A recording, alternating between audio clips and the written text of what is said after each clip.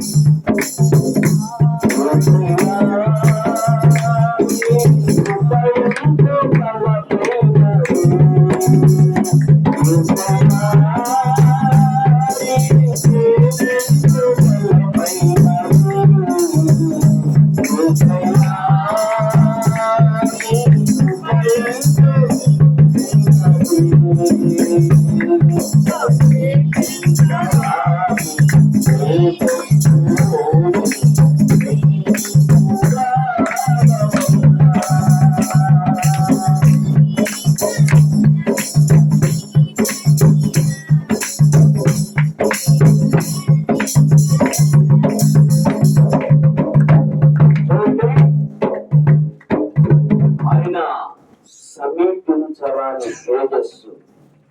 ఆ తేజస్సు అంట నిన్ను ఏం చేసింది?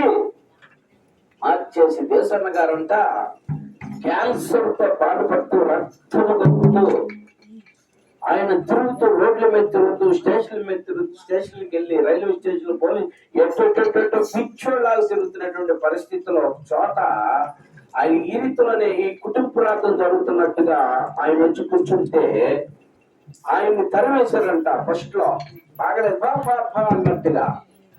తర్వాత మరలా ఒకసారి చేర్చుకున్నప్పుడు ఆయన్ని దేవుడు దర్శించున్న వెంటనే ఆయన రూపురేఖలు అన్ని మారిపోయినాయి అంట.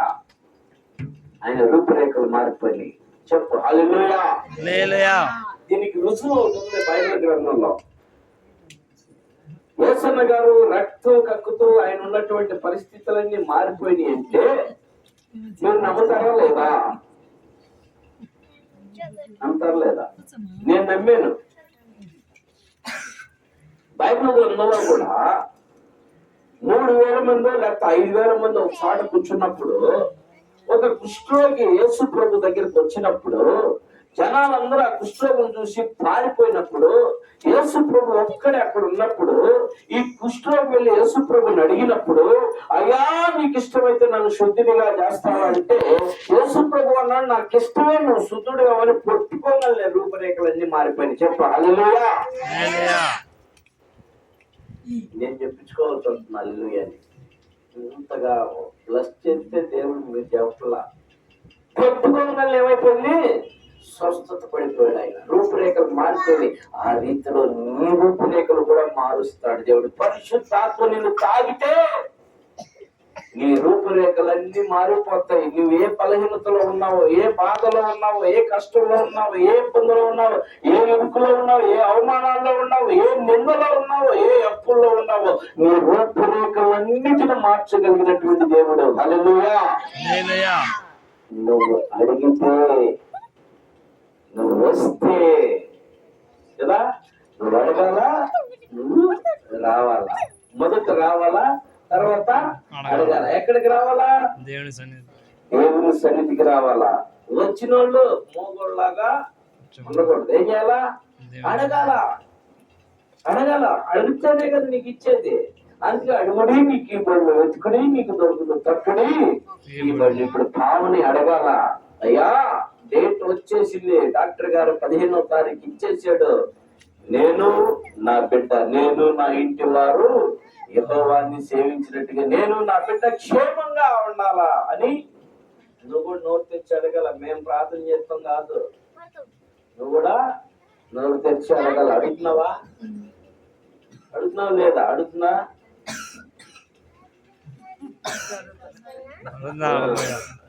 నీ కోసం మేము ఎంత ప్రార్థన చేస్తున్నామో, భారంగా ప్రార్థన చేస్తున్నాం. దేవుడు నీకు సుఖమైన కానిపియాలని, దేవుడు నీకు సుఖమైన కానిపిస్తాడు. నువ్వు కూడా అడగాల. అడుగు, సరేనా? ఈరోజు నువ్వే ప్రార్థన చేయాలా. చెప్పు హల్లెలూయా. మంచిది. చూడండి మరొకసారి 19వ వచనం చదవమ్మా. నలిగిన మనసు గల వారిని ఆయన రక్షించింది. ఇదిగో ఇప్పుడు నువ్వు నిజంగా ఎంతో వేదన పడతా ఉంటావు. మేమందరం చూస్తానే ఉంటాం, మాకేం తెలీదు. వేదన పడేది నువ్వే, నలిగిపోతుంది నువ్వే. ఎందుకంటే ఆ పెయిన్ నీకు మాకేం ఉండదు, అవునా కదా? కానీ నిన్ను రక్షించాలంటే యేసయ్య మాత్రమే. హల్లెలూయా. నిన్ను రక్షించాలంటే ఆయనే. రక్షణ అంటే ఏంటంటే నిన్ను సుఖమైన కానుకో, నువ్వు నీ బిడ్డ క్షేమంగా ఉండే విధంగా చేయాలంటే ఆయనే. నువ్వు గాని నిజంగా నలిగిపోయిన హృదయంతో నువ్వు అడగలిగితే ఆయన నిన్ను చక్కగా రక్షిస్తాడు. ఏ రక్షిస్తాడు? నీకు ముందు నీ రక్షిస్తాడు.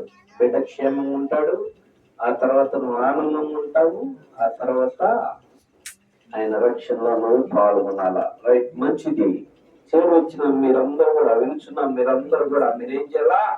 నలిగిన హృదయముతో నువ్వు కానీ ప్రభుని వేడుకోగలిగితే ఏ రోగమైనా సరే, ఏ అప్పైనా సరే, ఏ బలహీనత అయినా సరే, ఏ బాధ అయినా సరే, ఏ నీ యొక్క వేదనైనా సరే తొలగిపోయింది. నీకు యేసు నామములో ఇది జరుగును గాక. ఆమేన్. తొలగిపోయింది.